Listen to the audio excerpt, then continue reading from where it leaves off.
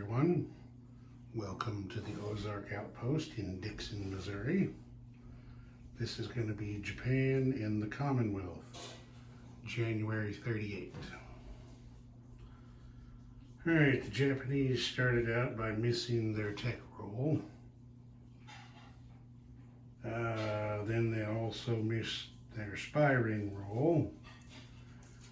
They made up a little bit of ground with counter-espionage. They eliminated a British spy and turned a Soviet spy into a double agent.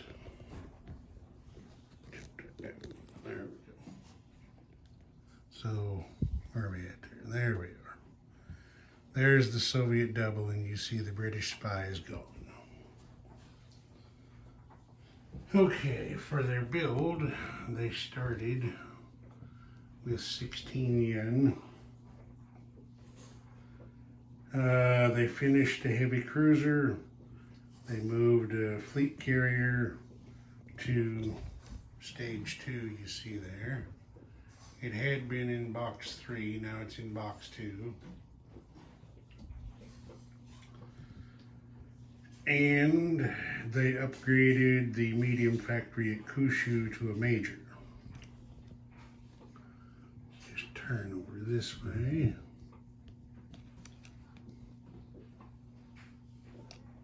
Back out just a touch. Okay, there we go. And you see here, that's now a major factory at Kyushu. For non-combat movement, of course, you can see all this Navy that was around here and all the troops that were formed up all over the island, have loaded up and sailed down here to Formosa. I've got the warships on the bottom marker and the transports and the troops on the top one. And they shifted submarines around. I think you can see all of it. They moved one out here to the Marshall Islands. They moved one down here into the sea zone off of Palau. This one here at the Caroline Islands was already there. But they did take the light cruiser that was out there and bring him back here to join the rest of the fleet. To do all that, they spent 5 oil. The Japanese spent 1 oil to move ships. They spent 1 to build a ship, and then they spent the other 3 to move capital ships. They moved 2 battleships and a fleet carrier. And then, of course, they collect 3 from the United States, so they had an oil deficit of 2 this turn. And then the Japanese collected their 16 yen. The Commonwealth also started off by missing their tech rolls and their spy ring rolls, and they missed their counter-espionage roll. Yeah, not too good. For their build, I'm just going to turn back this way. For their build, the British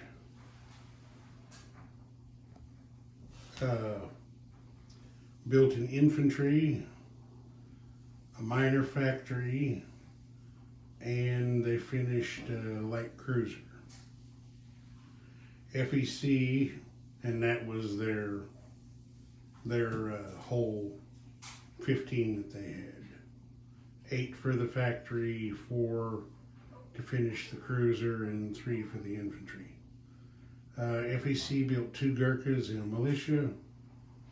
Anzac built an infantry and a militia and saved $1. Now there was quite a bit of non-combat movement for the Commonwealth this time.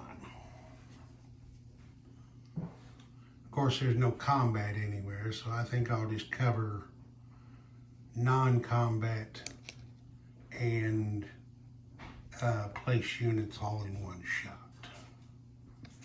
And you can see the infantry they built went down here to this minor factory in South Africa.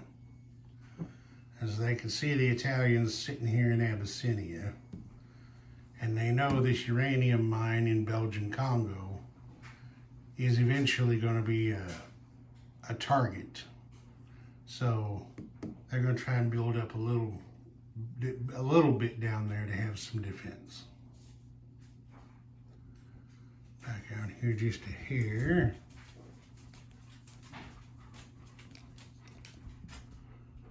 All right. Now I think you can see it here. The minor factory the British built went to eastern Egypt.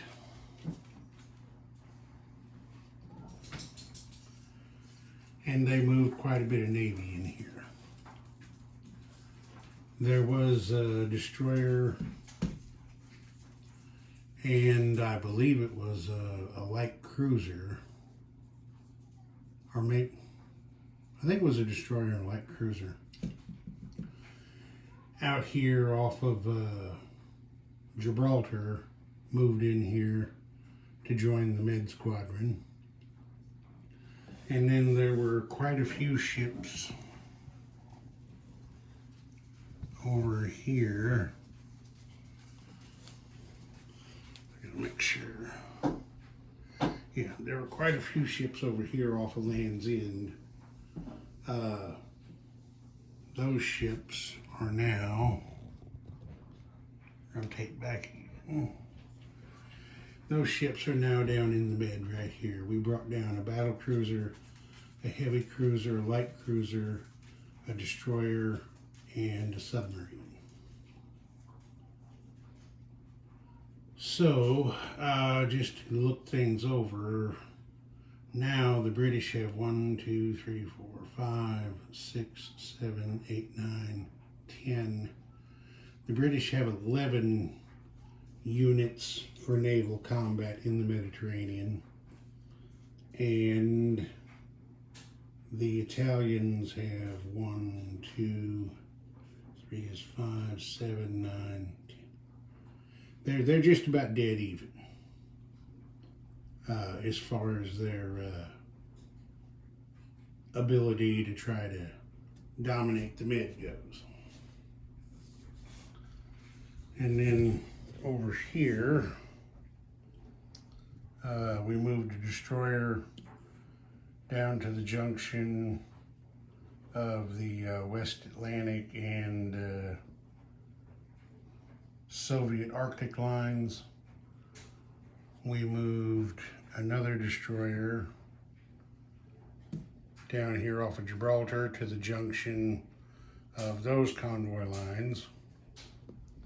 The light cruiser that was built went up here in the North Sea to the home fleet. And I think that's it for the British. We go over here.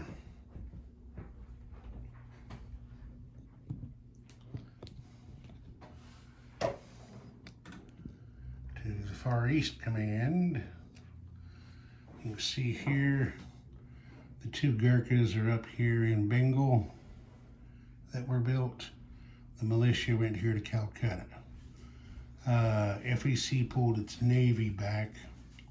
There was a destroyer over here.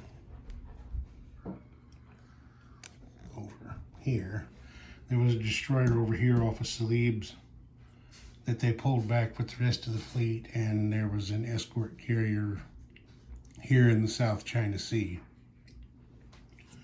that they pulled back as well. Over here on the subcontinent, there was motorized infantry and an artillery down here in Sydney. They went 2 spaces up here to Queensland. Of course, the motorized infantry towed the artillery. And then the submarine came up here. The destroyer moved up here, or the light cruiser moved up here. The destroyer came over here. The infantry, of course, was built in Sydney at the minor factory, and the militia they built went here to North Australia.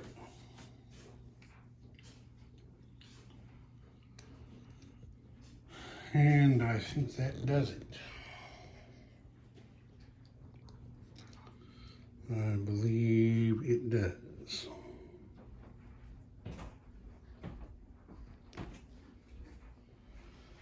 So the British collected 15 again, FEC 5, Anzac collected 3, plus the one they saved gives them $4 for next turn.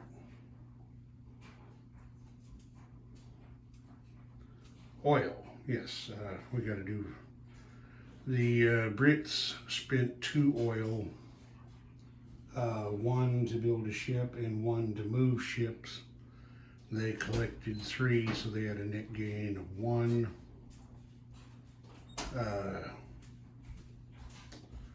FEC and Anzac act as a single nation as far as oil consumption is concerned and production. They spent 2 oil this turn, 1 to move ships and 1 for that motorized infantry in Australia to move. They collect 1, so they had a net deficit of 1 oil. I believe that'll do it. This is Ozark Outpost, over and out.